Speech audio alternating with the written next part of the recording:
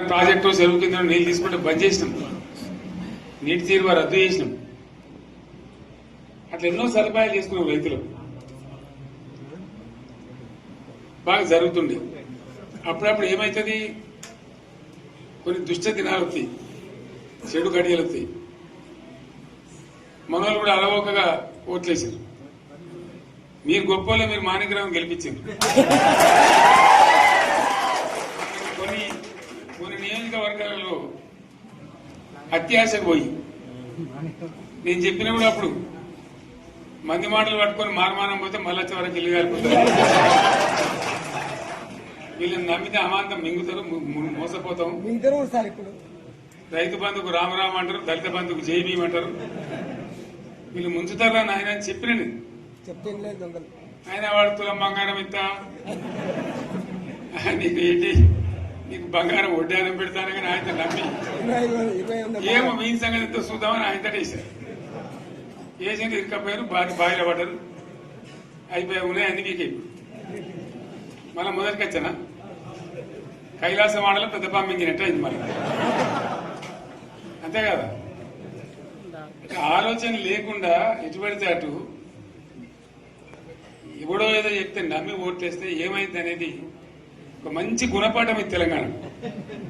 గ్యారంటీగా మంచిగా సంసారం జరుగుతుంది. జరి తువ్వకొచ్చినాం, రైతులు ఇంత ముఖం తెలివైతుండ్రి, ఇంత బాకీలు కట్టుకుంటుండ్రి. ఎంతో మంది పాపం సిటీలు వేసుకుందరు, ఏదో వేసుకుందరు. రైతు బంధు పైసలు పడితే ఎంత సంతోషం ఉంటుండే. ఆయన పోయి నేను గంగలు గడిచిపోయి. ఇప్పుడు వాడు ఇతడో ఏడో భగవంతుని కనుక ఇచ్చినా కూడా మోసం. ఏదో మళ్ళీ ఎలక్షన్ కోసం దానికోసం చేస్తారు తప్ప కడుపు నిండా ప్రేమ ఇచ్చేది ఇట్లే ఉంటుందా? సర్పంచ్ ఎలక్షన్ పెట్టింది సార్. మనం ఉన్నప్పుడు కరోనా వచ్చింది. కరోనా వస్తే కూడా నేను రైతు బంధు ఆపలేదు.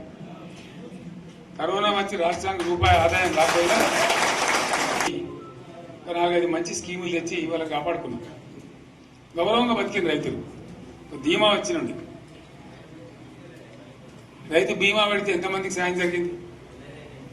గుంట భూమి ఉన్న కూడా మంచిగా సాయం జరిగింది, చిన్న రైతు కూడా సాయం జరిగింది.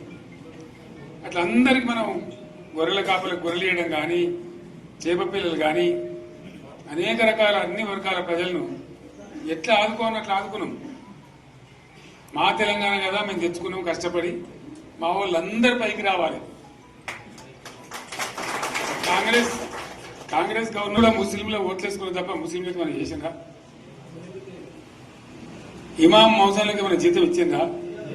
మనం వచ్చినాకనే ఫస్ట్ టైం వాళ్ళని గుర్తించి వాళ్ళని గౌరవించుకున్నాం. ముస్లిం మైనార్టీ పిల్లలకు, మన గిరిజన పిల్లలకు, మన ఎస్సీ పిల్లలకు, మన బీసీ పిల్లలకు ఎంత మంచి రెసిడెన్షియల్ స్కూల్ పెట్టుకున్నాం. అందరికీ కూడా ముందు తీసుకుపోవాలి. ఇవాళ మన కళ్ళ ముందని నాకు బాధ కలిగేది ఏంటంటే, చిన్న వర్గాల ప్రజలు కాన్వెంట్ స్కూళ్ళలో చదివించలేరు, వాళ్ళ పిల్లలు కూడా బాగా చదవాలని చెప్పి ఎస్సీలకు, బీసీ, మన మైనార్టీ సోదరులకు గురుకుల పాఠశాలలు పెట్టారు. అద్భుతమైన చదువు చదువుకునే వాళ్ళు. ఇవాళ మొత్తం రోజు బడి పిల్లలు విషాహారము, కడుపు నొచ్చుడు, బాధపడు, పురుగులు అన్నం పెట్టుడు. పిల్లలు వెళ్ళిపోతున్నారు, ఆ స్కూళ్ళ నుంచి ఇళ్ళకి వెళ్ళిపోతున్నారు. తల్లిదండ్రులు కూడా భయపడి తీసుకుపోతున్నారు. ఏం ఘోరం ఇది, నాకు అర్థం కాదు. మళ్ళీ ఇది చేసిన కూడా ఇప్పుడు మళ్ళీ అదే కాంగ్రెస్ పార్టీ. అంతేనా? మళ్ళా పాత కాంగ్రెస్ మోపైంది, మళ్ళా కరెంటు కోతలు మోపైనాయి. వెనకాలానికి ఏం గతి అవుతుందో మార్చి ఏప్రిల్ ఏమవుతుందో. ఇంకా కరెంటు కోతలు మోపైనాయి, మంచినీళ్ళు సరికొత్తలు, అడిగే నాతులు లేడు. ఎవడన్నా గట్టిగా నిలదీసినట్టు వారికి పోలీసు స్టేషన్లో పట్టేయడం.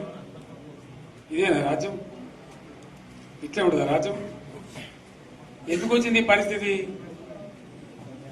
చెప్తా. నాకు తెలిసి నాకేం గుర్తులేదు. నేనేమంటున్నా అంటే, ఇట్లా అనేక పనులు చేసుకున్నాం మనం. గోదావరి నుంచి నీళ్లు తెచ్చుకున్నాం, నీళ్లు తెచ్చుకొని మంచినీళ్ళ తర్వాత సాగునీళ్ళు ఎంపడబడ్డాయి. మెదక్లో యువతల ప్రాంతం అంతా కొంత అందినాయి నీళ్లు, పాత మెదక్ జిల్లాలో. నీటికి మిగిలిపోయినాయి మన 2 తాలూకాలు, నారాయణఖేడ్, జైరాబాద్. వాళ్ళకి నీళ్లు రావాలి. ఎట్లా రావాలి గోదావరి నీళ్లు? సింగూరు ఒక టైంలో నిండుతుంది, ఒక టైంలో నిండదు. మరి నిండినప్పుడు ఎట్లా గోదావరి నీళ్ళే దిక్కు